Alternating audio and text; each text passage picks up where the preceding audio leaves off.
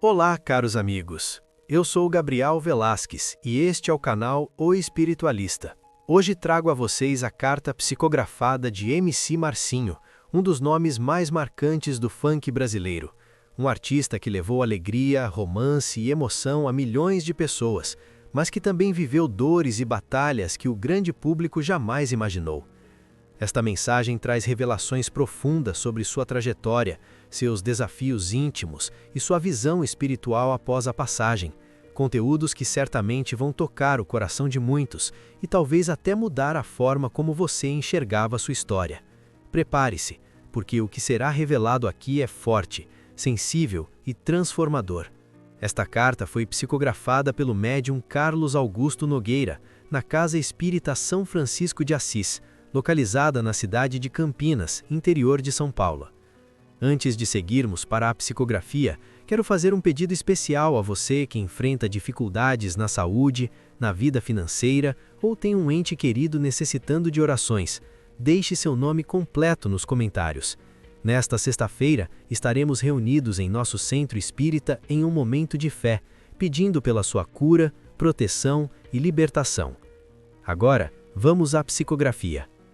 Amados irmãos, boa noite. A sessão de hoje se abre sob o silêncio respeitoso que antecede os grandes testemunhos do Espírito. Peço que cada coração aqui presente se recolha em humildade, porque o que trago não é espetáculo, é vivência. Não falo para impressionar, falo porque ainda trago nas mãos as marcas do que atravessei e na alma o eco do que senti. Aproximo-me com emoção contida, ainda aprendendo a organizar pensamentos que, por muito tempo, foram apenas dor, medo e arrependimento.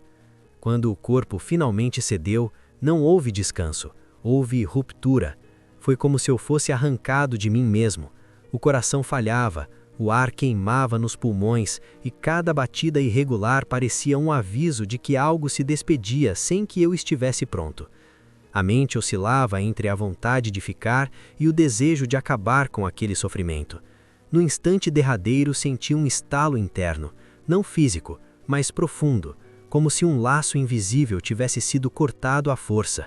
Abri os olhos e continuei ali, ou pelo menos achei que continuava. Tentei falar, chamei, implorei, mas ninguém respondia. Via meu corpo imóvel, cercado de aparelhos, e a ficha demorou a cair. A morte não foi libertação imediata, foi confusão absoluta.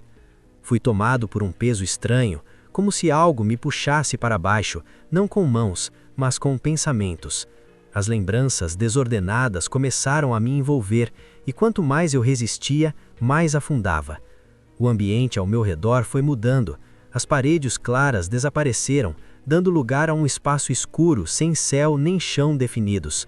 Um cheiro forte de mofo, ferrugem e abandono impregnava tudo. Sons distantes, gemidos, gritos abafados, risadas nervosas e choros desesperados formavam uma sinfonia perturbadora.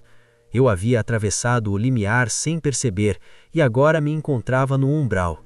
Ali, irmãos, não há monstros com chifres como pintam nas histórias, mas há algo muito pior: consciências humanas deformadas pela própria dor. Espíritos vagavam como sombras, alguns rastejando, outros correndo sem destino, muitos presos a cenas que se repetiam como pesadelos sem fim. Vi homens e mulheres gritando nomes de pessoas que já não estavam ali, tentando tocar objetos invisíveis, revivendo vícios como se ainda tivessem corpo. Senti mãos me puxarem, vozes sussurrando acusações, outras implorando ajuda. O medo não vinha de fora, vinha de dentro, amplificado ao extremo. O tempo ali parecia dilatado, cada segundo era uma eternidade. Revivi erros como se estivessem acontecendo novamente. Palavras que feriram, promessas quebradas, ausências que machucaram quem me amava. Não havia juiz externo, mas a consciência era implacável. Quanto mais eu tentava fugir dessas imagens, mais densas elas se tornavam. O ambiente respondia ao meu estado interior. Quando o desespero aumentava, a escuridão se fechava. Quando a revolta surgia, o chão parecia tremer. Vi espíritos enlouquecidos, alguns presos há tanto tempo àquela faixa vibratória que já não lembravam quem tinham sido. Outros gritavam que Deus não existia enquanto se afogavam no próprio ódio. Senti fome, sede, frio e um cansaço que não se explica. Não era físico, era existencial. Houve momentos em que desejei desaparecer, deixar de sentir, deixar de pensar. Gritei por socorro sem acreditar que alguém pudesse ouvir. E foi neste ponto, quando a soberba se dissolveu e restou apenas a súplica sincera, que algo começou a mudar. Uma vibração diferente cortou aquele ambiente pesado como um raio silencioso. A escuridão ao redor pareceu recuar, e uma luz quente, não ofuscante, começou a expandir. Não vinha impondo força, vinha oferecendo acolhimento. Dela surgiu a figura de um irmão que eu reconheci imediatamente, não pela aparência exata, mas pela energia inconfundível. Era Tim Maia, aquele que na terra cantou excessos, dores, amores e buscas. Alguém que conheceu os abismos da própria alma e também o caminho de volta. Seu olhar trazia compreensão profunda, como quem já havia passado por ali. Ele não falou de imediato.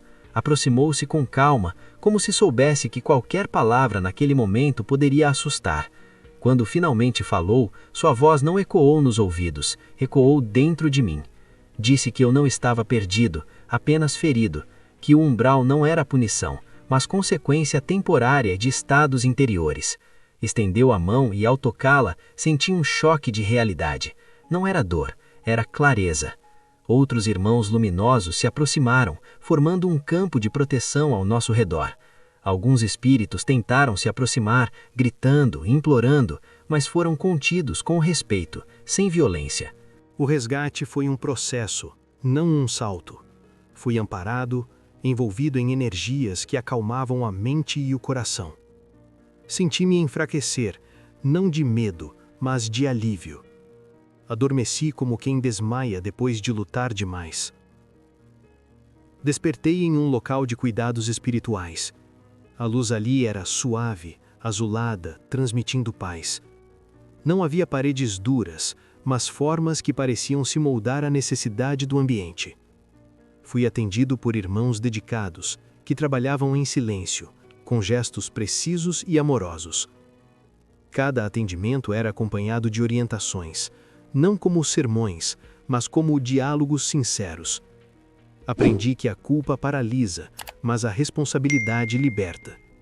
Que reconhecer erros não é se condenar, é se preparar para reparar. Com o tempo, fui conduzido a uma colônia espiritual. Um lugar vivo, pulsante, onde o trabalho é expressão de amor. Vi espíritos estudando, outros cuidando, outros criando. Descobri que a música ali não é entretenimento, é instrumento de cura. Sons são usados para reorganizar campos emocionais, para acalmar consciências em sofrimento, para lembrar quem esqueceu de si mesmo. Fui convidado a colaborar. Cada nota que eu emitia era acompanhada de intenção, de prece, de entrega. Não havia aplausos, mas havia resultados visíveis na serenidade dos que ouviam. Hoje, sigo aprendendo. Ainda revisito em estudos orientados os pontos sombrios da minha trajetória, não para sofrer novamente, mas para compreender. Trabalho ajudando espíritos que chegam do umbral confusos como eu cheguei. Quando posso, me aproximo, canto, converso, conto que há saída, que a dor não é eterna. Vejo nos olhos deles o mesmo espanto que um dia senti, e isso me lembra de nunca esquecer de onde vim. E agora, irmãos, deixo uma palavra final a todos vocês que estão aí, vivos na carne, respirando oportunidades. Não brinquem com o tempo, ele é empréstimo precioso. Cuidem da mente, porque ela cria caminhos que a alma percorre. Não alimentem ódio, porque ele pesa mais do que imaginam. Não se afastem do amor simples, do perdão diário, do gesto pequeno que muda destinos. A morte não é fim, mas é espelho. Ela reflete exatamente aquilo que cultivamos. Que cada um aqui escolha plantar luz, mesmo nas dores, mesmo nas quedas. Que saiam desta sessão mais leves, mais conscientes e mais humanos. A vida continua, e o amor é a única moeda que atravessa todos os mundos. Que a paz permaneça com vocês.